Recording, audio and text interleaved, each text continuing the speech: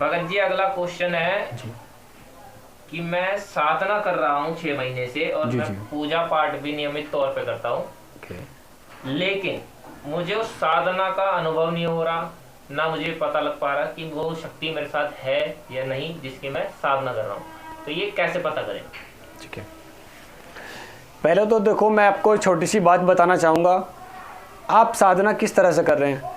कोई भी साधना आपने अपने मन मर्जी से साधना उठा ली है कि मैं ये देवता हैं इनकी साधना अपनी मन मर्जी से कर रहा हूँ, ठीक है, और अपने मन मर्जी से करे जा रहे हैं और आपको अनुभव नहीं हो रहे, उसमें साल भी लग जाएगा, 2 साल भी लग जाएगा, उसमें 5 साल भी लग जाएंगे। देखो अगर अपनी मन मर्जी से करोगे तो आपको यही नहीं पता रियल में आपको सही तरीके से साधना किसकी करनी चाहिए और आप कर किसकी रहे हैं। पहली बात तो ये, ठीक है, जो एक मेन कारण है आपको अनुभव ना होने का, ठीक है।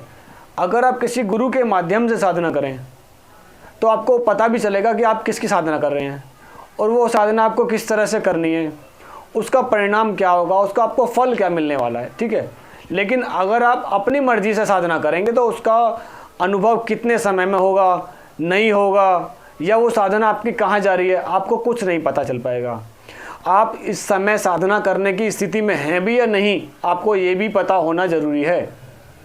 क्या पता आप किसी न किसी नेगेटिविटी से ग्रस्त हों, ठीक है, और आप साधना कर रहे हैं, आपकी कोई भी साधना पूर्ण नहीं हो पाएगी इस तरह से, ठीक है, और जो भी आप करेंगे उसका दुष्प्रभाव होने के चांस ज़्यादा हैं, ठीक है ना।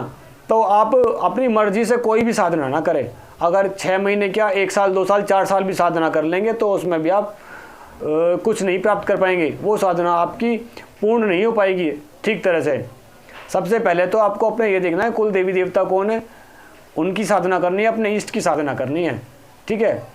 जब आप उनकी साधना करेंगे उसके बाद किसी की भी साधना करेंगे वो फलीभूत होगी।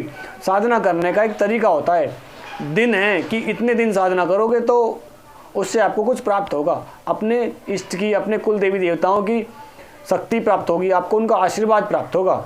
लेकिन अगर आप अपनी मर्जी से साधना कर रहे हैं तो उसका कुछ नहीं पता चलेगा कि आपकी साधना कहाँ जा रही है, पता चल पाएगा आपको, उसका अनुभव भी नहीं हो पाएगा, ठीक है ना। सबसे पहले देखो आपके पास कोई नेगेटिविटी तो नहीं है, आपको उसका इलाज कराना पड़ेगा।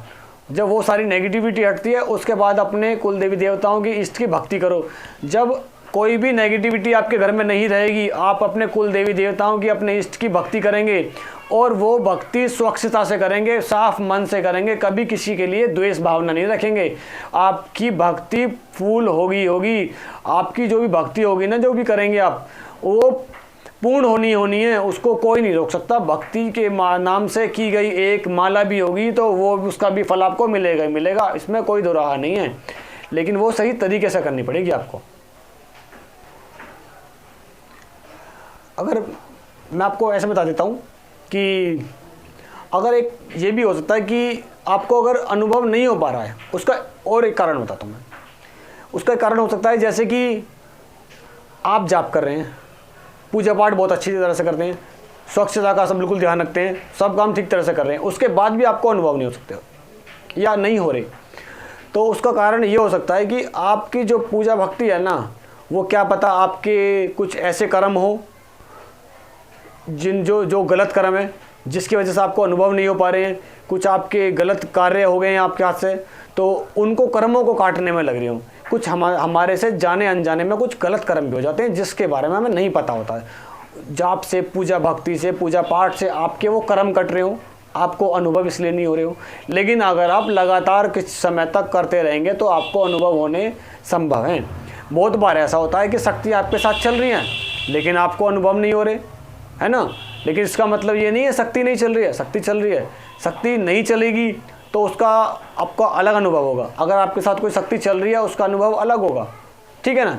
शक्ति आपके साथ नहीं चल रही है, आप साधना करे जा रहे हैं और आपको अनुभव नहीं हो रहे, तो कहीं ना कहीं कोई नेगेटिविटी भी आपके साथ हो सकती है, जो आपके द्वारा किए गए अच्छे कर्म आपके पास तक नहीं पहुंच पाए अभी, ठीक है। आपके पास आपको उसका फ़ायदा नहीं मिल पा रहा है, ठीक है। तो क्या पता वो जो जाप है उससे आपकी जो नेगेटिव चीज़ें हैं वो धीरे धीरे वो कटनी शुरू हो जाएंगी।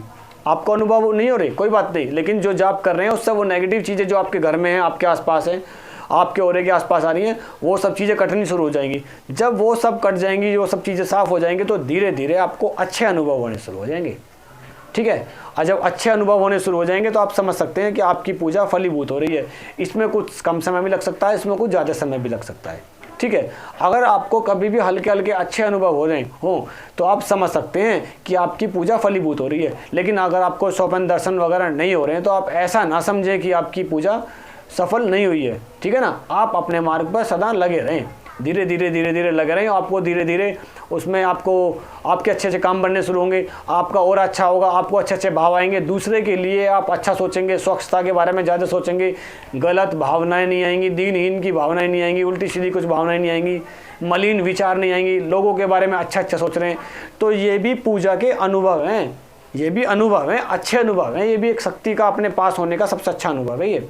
और आपके काम बन रहे हैं धीरे धीरे, ठीक है। इतना होना शुरू हो जाएगा तो आप ये सोचो कि आपकी पूजा सफल हो रही है। और अगर आप यही पूजा पाठ लंबे समय तक करते रहेंगे तो आपको अनुभव भी होंगे और आपके साथ में सब काम अच्छे होंगे, आगे आगे और ज़्यादा अच्छे होंगे, ठीक है जी।